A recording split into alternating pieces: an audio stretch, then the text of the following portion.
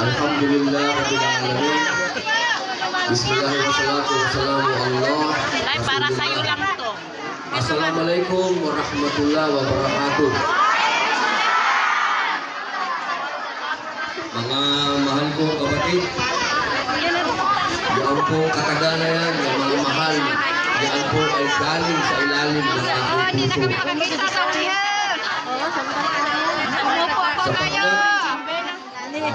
Sapagkat ang sabi po ng Propeta Muhammad sallallahu alaihi wasallam, ang mga Muslim dapat ang pagmamahal nila sa isa't isa ay ikhlas.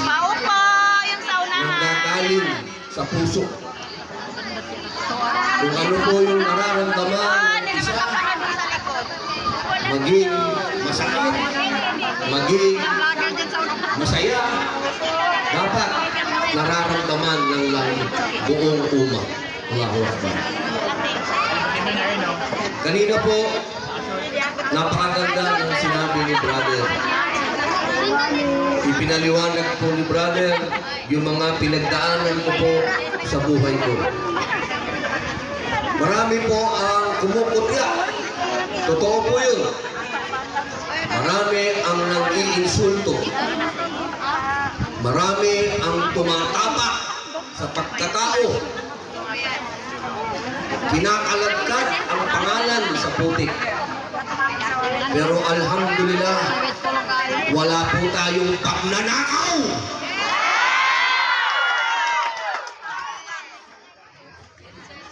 Tandaan po natin, ang Propeta Muhammad sallallahu alaihi wasallam ay ininsulto rin. Pinagbabato pa. Pero kailanman, hindi siya nagtanim ng galit kanino man.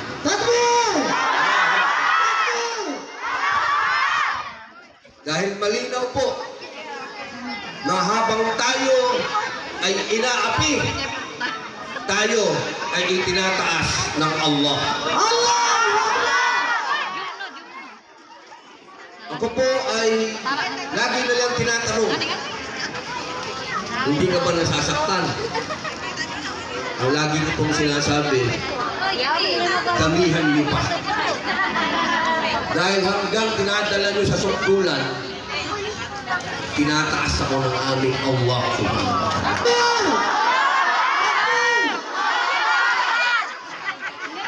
Sabi nila, pero bago po yan, gusto kong pagyamanin pa ang mga issue ng politika. Pero malinaw po sa implication na ito ay Islamic symposium. Kaya lahat po ng aking sasabihin ay patungkol sa ating pananampalataya. Ilalabas ko muna po ang politika. Dahil kailanman ang politika ay marumi. Fitna sa bawat Muslim. Sapagkat, alam mo po, hindi itong buhay na to ang lugar natin mga Muslim.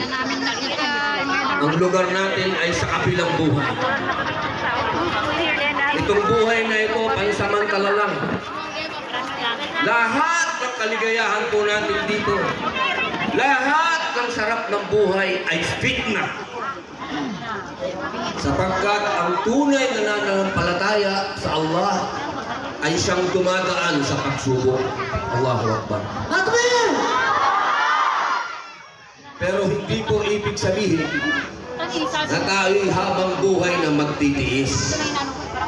Dahil bawal naman po ang maging estupido. Dahil ang ipinaglalaban ay ang karapatan natin mabuhay ng pantay-pantay dito sa ating bansa. Yan po ang bagay na dapat nating pinagkakaisahan. Sapagkat tandaan po natin, wala pa ang mga nilunukong Espanyol dito, nandito na ang mga Muslim. Bago pa naging Kristiyanong bansa, ang bayan na ito, nauna na ang mga Muslim. Kaya kapag pinaglalaban ko ang karapatan po ninyo, ako'y nagpapasalamat at ako'y sinusuportahan po ninyo. At ako po ay nagpapasalamat din sa mga kasama po nating senador. Bagamat hindi po sila mga Muslim, ilang mga batas na po ang naisulong natin na may kinalaman po sa ating pananampalataya at sinuportahan din po yan ng Pangulong Bongbong Marcos. Naandyan po, unang-una, wala na po ngayon pang-aapi sa mga naghihijab.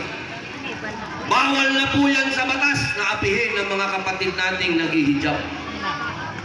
Kapag meron po kilala kayo o nakita kayo na kahit na sino ang aapi sa ating mga hijabi, pwede na po natin yan ipakulong.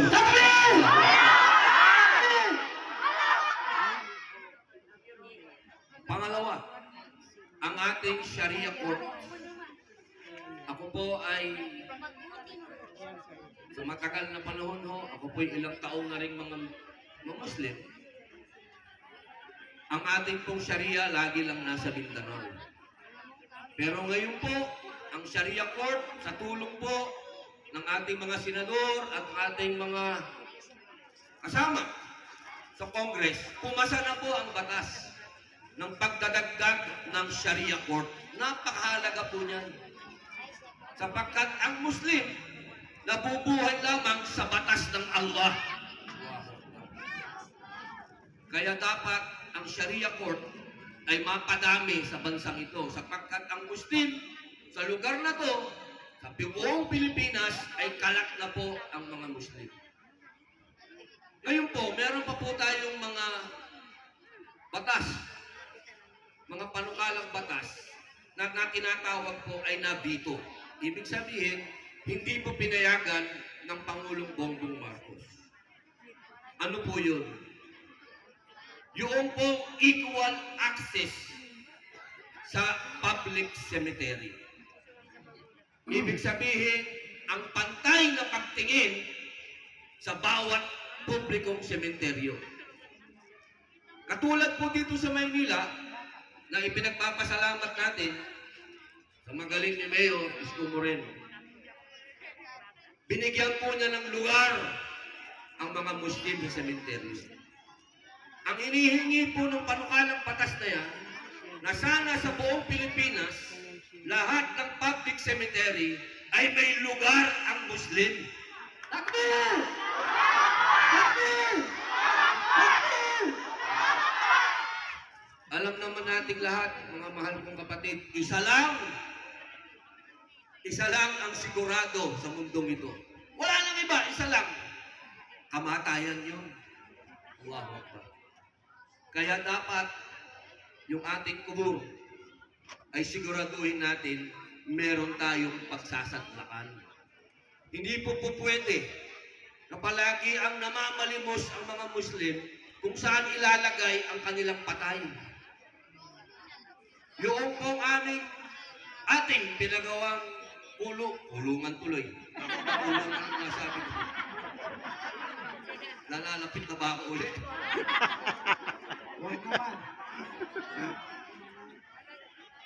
Mangyari man yun, mga kapatid, tandaan po ninyo. Allahu Akbar, maraming salamat po. Maraming salamat po. Mangyari man po ulit, mga mahal kong kapatid, ang ihilingin ko po sa inyo ay isa lang. Kasi nabanggit ko na, ewan ko, ba't nadulas? Hindi ko rin maintindihan. Yun ang lumabas kubur ang pinag-uusapan. Di ba na kulungan, wag na munang kubur. Alam niyo po kasi, hindi ko po makakalimutan. Nung ako po'y nakulong, doon ko po nakita ang Islam. Allahu Akbar. Kung meron po akong pinagpapasalamat sa Allah, yung ako po'y naging Muslim. Allahu Akbar. Kaya kung dumating man po uli yun, alhamdulillah. Huwag naman masyadong patagalin. Okay lang akong mag-review ng ating mga jurisprudence dahil yun po ang ginawa ko dati sa kulungan. Dahil po ako nakapag-aral talaga ng Islam. Pwedeng mag-review. Pero wag naman yung pahabain masyado. Ibabalik ko po doon sa kubur. Sana pagtulungan po natin. Kung meron po tayong dapat hakbangin ngayon, bukod sa Protect Me, bukod sa Protect Senator Robin Padilla, alhamdulillah. Sana po pagtulungan po natin maisulong yung pantay na pagtingin sa bawat Pilipino, sa bawat publikong sementeryo. Dahil mga mahal kong kapatid, kailangan natin ng sementeryo.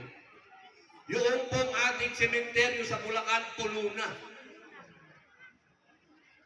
Nakakalungkot po. Yung ating din kubor, ba't makulungan lagi? Yung ating pong libingan din, doon sa Montalban, ay nakakaranas na rin po ng malaking pagsubok dahil may nagtayo ng minahan doon sa tabi. Yung ating mga kapatid doon, nagigimbala ang kanilang pamamahinga dahil panay ang hukay ng minahan doon. Kaya sana po, sa aking mga mahal na namumuno sa buong Pilipinas, lahat ng mga imam, ustad, sheikh, pagtulong-tulungan po natin na pumasa at pirmahan ni Pangulong Bongbong Marcos na magkaroon po tayo ng espasyo sa bawat public cemetery, inshallah. Allahu Akbar! Alam niyo po, natatawa ko pag ginawa na naman tayo ng issue nito. Sasabihin nila, magdadagdag yata ng asawa itong si Abdul Aziz. Dahil puro babae ang nandito. Allahu Akbar. Hindi po nila alam na napakalaking parte ng kababaihan sa istorya ng Islam. Wow. Sapagkat, kung natatandaan niyo po, yung Battle of Uhud, Allahu Akbar. Noong ang mga kalalakihan na Muslim ay nakakaranas na ng pagkatalo, sino ang mga tumindig at ipinagtanggol ang Propeta Muhammad sallallahu alaihi wasallam? Ang kababaihan!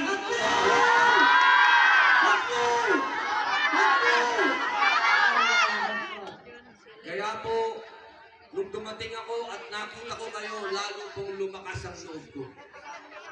Dahil batid ko, na lalong lumalakas ang loob ng mga lalaki kapag andyan ang ating mga babae. Mujahid! Allahu Akbar!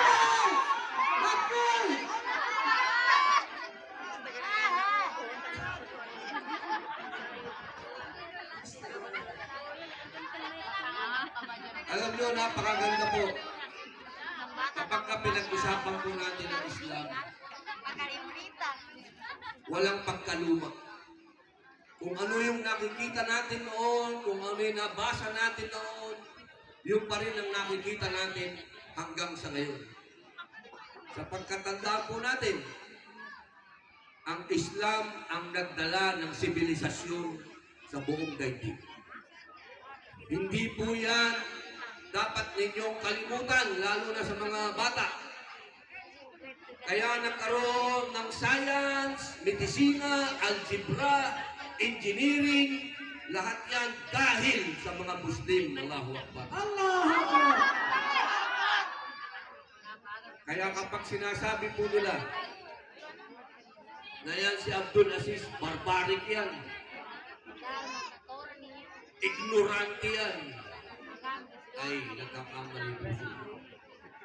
Sapagkat minsan po sa plenaryo, sa aming pag-uusap ni Senator Rodante Marcoleta, meron siyang sinabi. Ang sabi ko, alam ko yan. Nagulat siya, alam mo. Eh mga abogado lang ang nakakaalam nito. Oo, alam ko yan. Paano mo nalaman? Nasa Quran yan. Nagulat siya. Anong nasa Quran yan? Sapagkat ang sabi ng Quran, kapag hindi mo alam, itanong mo sa nakakaalam. Doon po humanga sa atin si Senator Rodaldo Marcoleta na ngayon po ay naghihimas ng rehas. Napakalungkot na nangyari sa aming mahal na kapatid. Alam niyo po, huwag po natin kalimutan na ipagdasal itong taong ito.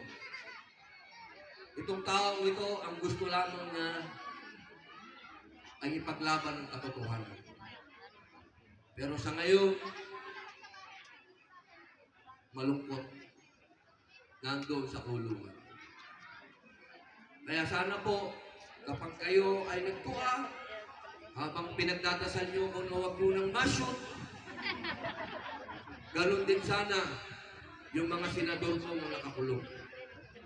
Sana sila po ay makalabas na. Inshallah. Inshallah, kapatid. Mga kapatid ko, hindi ko po makakalimutan ang inyong pinakikitang pagmamahal sa amin. Noong isang araw, merong isang babae na gusto kong mamatay na. Ang sabi, sana may bumaril sa akin. Allahu Akbar, lumabas ang mga Muslim. Ilang po ba sa akin pong social media, nasa lagpas 27 million na ang nag-share nito. At yan po ay mga Muslim. Kayo po. Dahil po sa inyo, ang babaeng ito ay humingi na sa atin ng paumanhin. Humingi ng kapatawaran. At yung kanyang kumpanya ay gumawa na rin ng aksyon. Dahil po yan sa binigay niyo sa aking proteksyon at pagmamahal. Akbil! Akbil! Akbil! Nakita po nila kung paano magmahalan ng mga Muslim. Nakita po nila, napatunayan nila na walang iwanan sa Islam. Ngayon po, nais ko po sanang patawarin na yung babaeng yun. Payag po ba kayo?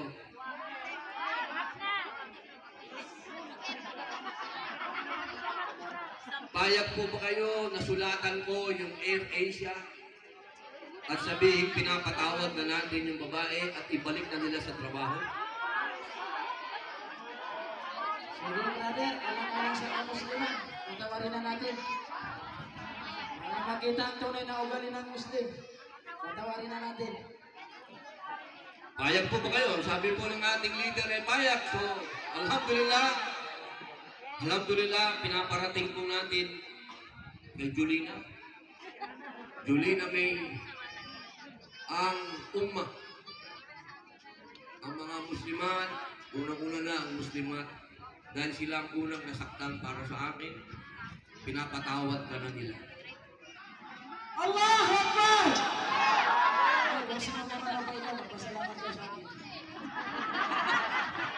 At dahil po kay brother, ang aking pong opisina ay susulat sa Air Asia. Allahu Akbar! Takbir! Takbir! Takbir!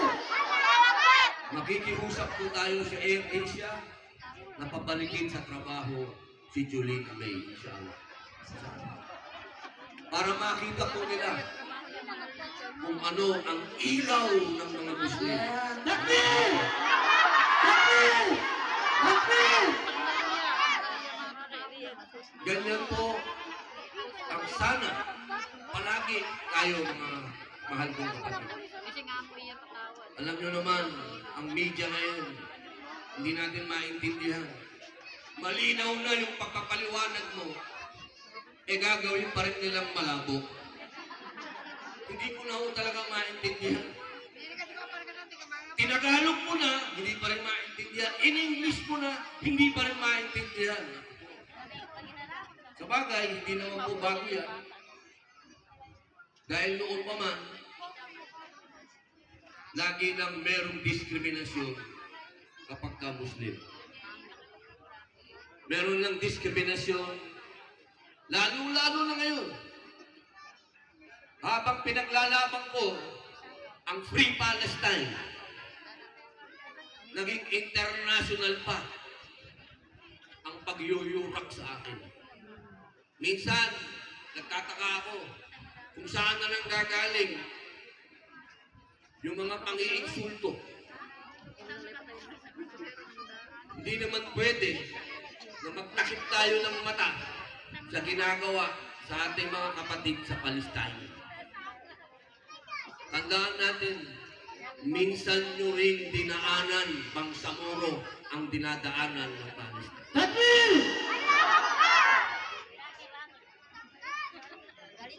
Hindi tayo pwedeng umikit na lang at magsawalang bahala. Mga mahal kong kapatid, hindi ko sinasabing makipag-away tayo dahil hindi yun ang Islam. Ang sinasabi ko po, ipagdasal natin ng ating mga kapatid sa Palestine na sana insya Allah ay magkaroon din sila ng barm. Magkaroon din sila ng estado. Kung ano ang sinasabi ng United Nations na 2 states, sana dumating ang panahon na magkaroon na ng State of Palestine na parang farm.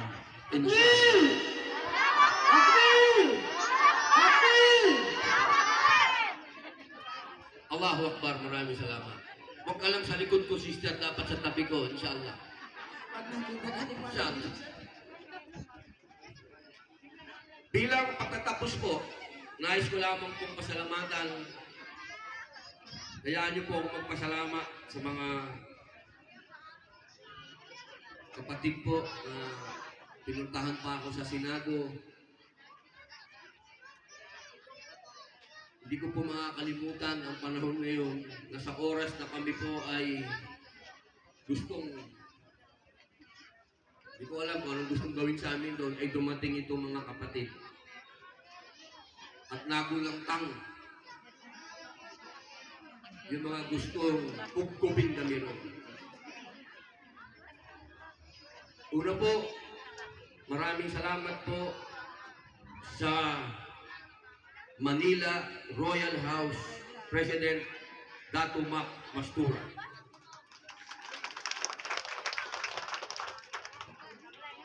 Kay Abdul Hamid Abdul Mana,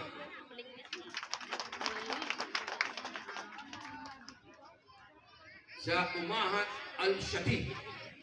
Allah.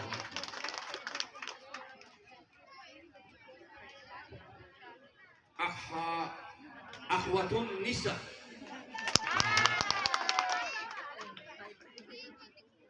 Kay Sister Fatima Mamalangkay. Salamat po. Snappy si Sister.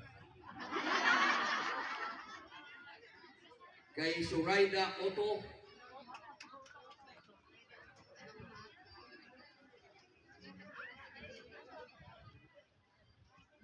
Kay Umahat Paseco,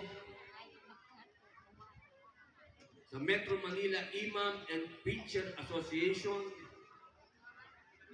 sa labing isang masjid and administrator po ng Al-Shati, Darussalam, Arahim, Ar-Rahman, Al-Ikhlas, Al-Nur, Muhammad, Al-Arun, Al-Yusuf, sa Antipolo, sa Al-Tawfiq. Siyempre po ay Barangay Chairman Diana Espinosa. Daming fans ni Kapitana. Ay, maraming salamat po, Kapitan. Hindi po ako makakalimutan, Kapitan. Kapag ako po ay napagbigyan ng administrasyon,